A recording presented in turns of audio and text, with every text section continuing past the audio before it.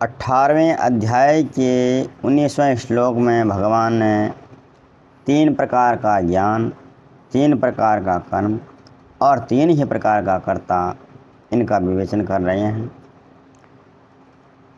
इनमें से ज्ञान कर्म की बात हो गई। अब कर्ता की बात हो रही है।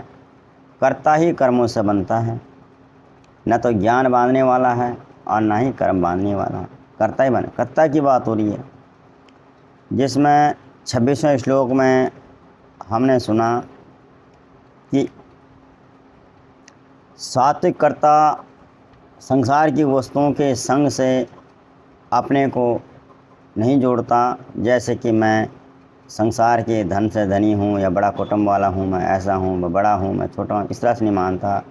दूसरे अपनी अपनों से अपनी तारीफ नहीं करता, मैं ऐसा हूँ, मैं वैसे, इस तरह से नहीं मानता। और उसमें धैर्य और उत्साह हमेशा रहता है। जो भी काम करता है उसमें धैर्य के साथ करता है और पूरे जोश के साथ करता है, उत्साह के साथ करता है। और तीसरी बात, अपने काम को अच्छे से करता है, भले उसमें सफलता लगे हाथ या विफलता, दुखी नहीं होता, उदासीन रहता, ठीक अपना काम करता है और जो भी फल होता है उसमें संतुष्ट रहता है। अब रागी पुरुष की बात करते हैं, राजस कर्ता के लक्षण बताते हैं। गीता जी के 18वें अध्याय का 27वां श्लोक।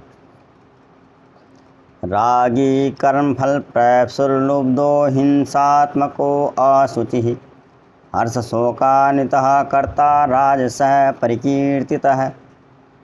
अर्थ, जो कर्ता रागी है, कर्म फल की इच्छा वाला है, लोभी है और हिंसा के स्वभाव वाला है, उसका आचरण भी अशुद्ध है और हर शोक से युक्त होता है, कदम कदम पे दुखी और सुखी होता है, ऐसा कर्ता राजस कहा गया है। रागी, राग का स्वरूप रजोगुण होने के कारण भगवान ने राजस कर्ता के लक्षणों में सबसे पहले रागी पद दिया है। राग का अर्थ है कर्मों में और कर्मों के फल में तथा वस्तु पदार्थ आदि में मन का खिंचाव होना, मन को अच्छा लगने वाला, प्रियता होना। इन चीज़ों का जिस पर रंग चढ़ जाता है वह रागी होता है। दूसरा, कर्म फल प्रैप्सुः। राजस मनुष्य कोई भी काम करेगा तो वह किसी फल की चाहना को लेकर ही करेगा। जैसे मैं ऐसा करूँगा, ऐसा अनुष्ठान करूँगा, दान दूंगा, धन मान बड़ाई आदि मिलेंगे, परलोक में स्वर्ग मिलेगा। यानी उसका जो भी कर्म होगा, चाहे जो भी कर्म होगा, अच्छा या बुरा, उसके पीछे उसका कारण होगा, फल की इच्छा होगी। भाई ऐसे दवाई खाऊंगा तो मेरा शरीर होगा, मोटा होगा, तगड़ा होगा, ऐसा इस तरह से उसका होता है। तीसरी बात कही लुब्धा है। राजस मनुष्य को जितना जो कुछ मिलता है उसमें उसको संतोष नहीं होता, और मिले और मिले और आदर मिले, सत्कार मिले, धन मिले, मोटा, इस तरह से धन पुत्र परिवार आदि अधिक अधिक बढ़ती रहे, ये उसकी चाहना होती है, उसकी लोभ लगा रहता है। चौथी बात गई हिंसात्मक है। उसका स्वभाव हिंसा वाला होता है। अपने स्वार्थ के लिए वो दूसरे का नुकसान की परवाह नहीं करता, और ज्यों ज्यों उसके पास भोग सामग्री इकट्ठी होती जाती है त्यों त्यों उसका लोभ बढ़ता जाता है। उसको देख करके जिनके पास वो चीज़ें नहीं हैं उन लोगों के हृदय में जलन होती है। तो दूसरों के दुख की परवाह न करना, भोग भोगना, ये भी एक हिंसा ही है। पांचवी बात कही अशुचि, अर्थात अशुद्ध आचार वाला। रागी पुरुष भोग बुद्धि से जिन वस्तुओं, पदार्थों आदि का संग्रह करता है वह सब चीज़ें अपवित्र हो जाती हैं, क्योंकि उसमें उसका लगाव होता है, खिंचाव होता है, दूसरे की परवाह ना करता है। जैसे कि सामान बेचेगा तो बड़े मुनाफा लेकर के बेचेगा, तो इस तरह से वो हिंसा करता है, इसलिए वो अपवित्र, उसका जो होता है अपवित्र होता है उसका आचरण। और छठवीं बात कही है हर्ष शोकान्वितः करता। उसके सामने दिन में कितनी बार, हर बार सुख या दुख, सफलता विफलता, अनुकूल प्रतिकूल परिस्थिति आती जाती रहती है, घटना आती रहती हैं, और उनको लेकर वह कदम कदम कभी हर्षित होता है तो कभी सुखी होता है, कभी दुखी होता है, इन्हीं में उलझा रहता है। तो ये सारे लक्षण जो हैं राजस पुरुष के कहे गए हैं। अब तामस कर्ता के लक्षण बताते हैं। अयुक्तः प्राकृतः स्तब्धः शठो नैष्कृतिको अलसः विषादी दीर्घसूत्री च कर्ता तामस उच्यते।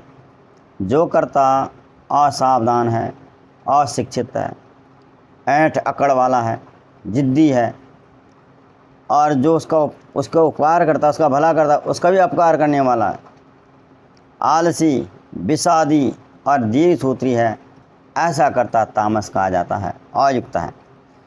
तमोगुण मनुष्य को मूढ़ बना देता है। इस कारण किस समय में कौन सा कार्य करना चाहिए, किस तरह करने समय लाभ होगा, किस तरह करने समय हानि होगी, इस विषय में तामस मनुष्य ज़्यादा सावधान नहीं रहता, ज़्यादा विचार नहीं करता। क्या करने योग्य कर्तव्य है, क्या नहीं करने योग्य अकर्तव्य है, इसके समय सोचता ही नहीं है, इसलिए वो अयुक्त है, असावधान कहलाता है। दूसरी बात कर्ता में प्राकृत है, जिसको शास्त्र, सत्संग, अच्छी शिक्षा, उपदेश आदि से न तो अपने जीवन को ठीक बनाया है और न अपने जीवन पर कुछ विचार ही किया है। माँ बाप से जैसा पैदा हुआ है वैसे का वैसा ही कोरा कोरा, अर्थात कर्तव्य अकर्तव्य की शिक्षा से रहित है, ऐसा मनुष्य प्राकृत अर्थात अशिक्षित कहलाता है। तीसरी बात कही स्तब्ध है।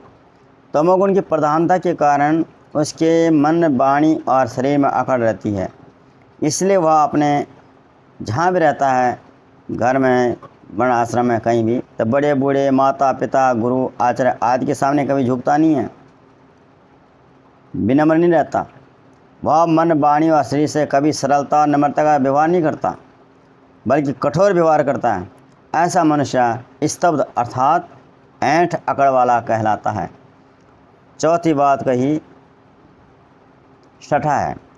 तामस मनुष्य अपनी एक जिद होने के कारण दूसरों की दी हुई अच्छी शिक्षा को, अच्छे विचारों को नहीं मानता।